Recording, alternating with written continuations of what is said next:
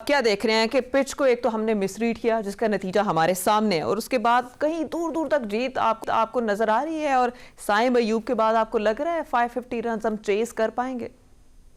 नहीं, ये देखें, साइम अयूब नहीं है लेकिन 520 पिच रीड तो साउथ अफ्रीका ने ये टॉस जीता और उसके बाद उन्होंने बैटिंग खुद की, तो टॉस तो हमारे इख्तियार में नहीं था। लेकिन उसके बाद जो चीज नजर आ रही है कि नसीम शाह जैसे कि फॉर्म में नहीं थे, हमने उनको रेस्ट करवाया और रेस्ट के बाद जो है उसके बाद फिर हमने देखा कि मीर हमजा को लेकर आए और मीर हमजा ने भी अगर आप देखें तो 25 ओवर कराए और 90 रन दिए। और लेकिन आपको उनकी बैटिंग की दाद देनी पड़ेगी कि जिस तरह रेन रिकलिन जो है, रिकल्टन 248 पे स्टिल नॉट आउट खेल रहे हैं और उसके साथ उनके कप्तान ने एक कैप्टन इनिंग खेल ली है तैम्बा ने, जो कि 106 रन बनाकर आए। हमारे यहाँ सबसे बड़ा प्रॉब्लम यह है कि जो आउट ऑफ द बॉक्स जाकर नहीं सोचते, जो टीम का टेम्परामेंट एकदम से वनडे के अंदर था, जिस तरीके से रिजवान कैप्टनशिप कर रहे थे, शान मसूद कहीं कहीं वो चीज लेक कर रहे हैं। बॉलर जिसे कहना चाहिए, ऐसा लगता है कि बहुत ज्यादा फटीक हो जाते हैं जब आप टाइम पर चेंजिंग करते हैं, पार्टनरशिप बिल्डअप होती है। माजी में रऊफ भाई बैठे, इनको पता है कि पाकिस्तान के अंदर वसीम राजा हो गए या दूसरे लोग हो गए, ये पार्टनरशिप ब्रेकर होते थे। अच्छा कप्तान वो होता है जो थोड़ा सा आउट ऑफ द बॉक्स जाके सोचे, अनयूजुअल किस्म की चीजें लेकर आए, जब बहुत बड़ी पार्टनरशिप इस तरह की लगी हुई हो। उसमें शान मसूद कैप्टनशिप में थोड़ा सा लेक कर रहे हैं। दूसरी बात यह कि खुद उनकी अपनी परफॉर्मेंस पर सवालिया निशान है। बहुत अच्छा खेलते हैं लेकिन जब आप परफॉर्म नहीं करेंगे, देखिए यही सेम मसला इस वक्त जो है इंडिया जो है वो ऑस्ट्रेलिया के खिलाफ टेस्ट खेल रहा है। वहां पर एक हमारे इंडिया पाकिस्तान की साइकोलॉजी है कि हम जब खिलाड़ी खेल रहे होते हैं हम सब दाद दे रहे होते हैं, जब थोड़ा सा बैट पैच आता है तो चाहे बाबर आजम हो, शान मसूद हो, रोहित शर्मा हो, हम फिर उनकी खिदमत भी भूल जाते हैं सब कुछ। तो ऐसे में खिलाड़ियों को खुद बड़ा फैसला करना पड़ता है कि जिससे उनका गेम भी बचे, उनकी इज्जत भी बचे और टीम आगे सफर ना करे। तो इस वक्त ये कि रन जितने ज्यादा हो गए, साइम अयूब का जो कि टखने के अंदर उनके सीधे पैर के टखने में इंजरी हुई है और डॉक्टरों ने कहा है कि 4 से 6 हफ्ते उनको लगेंगे, जिसके बाद उम्मीद ऐसा मुश्किल है कि वो चैंपियंस ट्रॉफी में पार्ट बन सके। कोशिश तो होगी, किसी भी उनका बेहतरीन इलाज करा रहा है, लेकिन बात यह कि टेस्ट क्रिकेट बिल्कुल आपके मुख्तलिफ होती है। जब आप उसके अंदर आकर खेलते हैं तो आप उसके अंदर पूरा लिव कर रहे होते हैं। तो मैं समझता हूं कि कप्तान को और तमाम खिलाड़ियों को अपनी जिम्मेदारी का एहसास होना चाहिए। तब्दीली तो देखिए आपने कर ली, नसीम शाह आपको फिट नजर नहीं आ रहे थे, उनकी परफॉर्मेंस अच्छी नहीं थी, लाइन और लेंथ बरकरार नहीं रख रहे थे, आप मीर हमजा उनको ले आए। लेकिन अच्छी बात यह कि पाकिस्तान के अंदर हालिया कुछ दिनों में कि आपके डोमेस्टिक के जितने और जो बेंच के लोग हैं वो तमाम के तमाम आए। कुछ अर्सा पहले तक हम कह रहे थे कि पाकिस्तान में न स्पिन विकेटें हैं न स्पिनर हैं, फिर वो अल्लाह ने एकदम करम किया कि ओवरनाइट स्पिनर भी निकल आए। अब ये डोमेस्टिक क्रिकेट के खिलाड़ियों को जो चांस दिया जा रहा है ये बहुत अच्छा है। इनको चांस देते रहेंगे तो कुछ वक्त के बाद अगर इनको टाइम मिलेगा, ये ना हो कि 2 मैच के बाद, तो फिर इन्हीं में से आपको अच्छे खिलाड़ी भी मिलेंगे। और दूसरा ये नहीं होता कि डोमेस्टिक क्रिकेट से, रऊफ भाई मेरी बात से शायद इत्तेफाक करें कि डोमेस्टिक क्रिकेट से बड़ी क्रिकेट में अगर 8-10 लोग आते हैं तो तमाम के तमाम रिटेन नहीं करते। उनमें से बड़ी क्रिकेट का टेम्परामेंट जो होता है वो 2-3-4 खिलाड़ियों का होता है। तो अगर आप डोमेस्टिक क्रिकेट से 8-10 खिलाड़ी लाएं और उनमें से अगर आपको 2-3 नगीने मिल जाते हैं जो कैरी ऑन तवील अरसे तक पाकिस्तान करते हैं, तो मेरा ख्याल वही अच्छी चीज होती है। अच्छा महमूद साहब, यहाँ इस बात को पॉजिटिव भी तो ले सकते हैं, हो सकता है शान इस बार बड़े बेहतरीन फैसले लें, अपनी कप्तानी और मैच दोनों को बचा लें और फिर व्हाइट वॉश से भी, तीसरे व्हाइट वॉश से बचा लें। जी देखें, हम बिल्कुल तवक्को हम यही करते हैं, बहैसियत पाकिस्तान ने स्पोर्ट जल्दी संभाली है, लेकिन मसला ये कि जो आदात और शुमार होते हैं ना, ये बड़े खतरनाक होते हैं। पाकिस्तान के अंदर जो ये हम आदाद और शुमार है, इनको ज्यादा इसके ऊपर वो नहीं करते।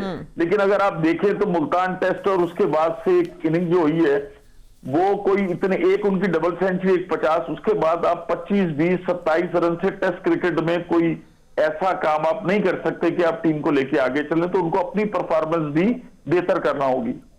सही। अच्छा रऊफ साहब, आप इस पर क्या कहेंगे? साउथ अफ्रीका की मोहब्बत का सिलसिला जारी है, 520 जो हैं वो स्कोर हो चुके हैं, 6 खिलाड़ी आउट हैं और जो रियान है उन्होंने 247 अभी तक कर लिया है। तो इस पिच पर गेंद रिवर्स होता है, घास उड़ी है, नसीम शाह नहीं है, तो उनके बैकअप में आप किसको देखते हैं? उनका देखें कोई बैकअप नहीं है, क्योंकि बैकअप में आपके पास मोहम्मद अली था जिसको आप पाकिस्तान में छोड़ के चले गए, आपने सिलेक्ट नहीं किया। अगर पाकिस्तान की पीछे 4-5 सीरीज उठाकर देखें तो उसमें मोहम्मद अली आपका पार्ट एंड पार्सल था, आपने नहीं सिलेक्ट किया। शाहीन अफरीदी आपकी टीम का पार्ट था, मगर उसको भी आपने नहीं सिलेक्ट किया स्टोर के लिए। जो आपने 4 पेसर्स सिलेक्ट किए हैं उसमें एक ऑलराउंडर है, 3 ऐसे पेसर्स हैं कि जो मीडियम पेसर्स हैं, 120 से 130 तक इसके दरमियान में बॉलिंग करते हैं। आपके पास सिर्फ एक बॉलर था जो इस पिच से मुताबिकत रखता था, वो नसीम शाह था। उसकी पेस है 130 से 140 तक और वो रिवर्स स्विंग यहाँ पे कर सकता था।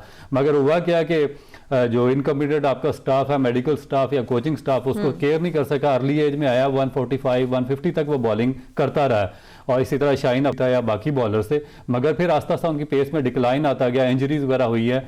और फिर इनको ये पाकिस्तान का जो कोचिंग स्टाफ है इसको ये पता होना चाहिए कि हमने जो अपने यंगस्टर्स जो आते हैं उनको किस तरीके से यूज़ करना है, उनकी जो इंजरी प्रिवेंशन है वो किस तरीके से करनी है, और उनकी देखभाल हम लुक आफ्टर कैसे करनी है, वर्कलोड मैनेजमेंट उनका किस तरीके से करना। किसी एक फास्ट बॉलर को ये सही तरीके से ना उसकी इंजरी प्रिवेंशन कर सके हैं, ना उसका रनअप सही कर सके हैं, ना उसका एक्शन बेहतर कर सके हैं, और ना ही उसकी वर्कलोड मैनेजमेंट कर सकें। आज आप रिजल्ट क्या निकला कि आपके पास एक सिंगल बॉलर नहीं है जो कि सही जो अच्छी पिचेज हैं उन पे बॉलिंग कर सके। अब नसीम शाह का देखिए रोटेटर कफ इंजरी इसकी हुई थी। ये अर्ली ऑन एक स्मॉल बेसिक इंजरी होती है। अगर आपको इसको जल्दी इसको आइडेंटिफाई कर लें तो आप ये 1 या 2 हफ्ते के अंदर अंदर आप इसको क्लियर कर सकते हैं। रिहेबिलिटेशन प्रोसेस में आप उसको रेस्ट दें और ठीक हो जाती है, मगर उसको लिंगर ऑन करते गए। अब ये एक एक्सेप्शनल फास्ट बॉलर पाकिस्तान के पास आया था, उसका रिजल्ट क्या निकला, जब आप उस इंजरी को कैरी करते रहे तो वो आपका जो पूरा जो शोल्डर का रोटेटर कफ था, सारे के सारे मसल उसके साथ इन्वॉल्व थे, सारा इंजर्ड होता चला गया।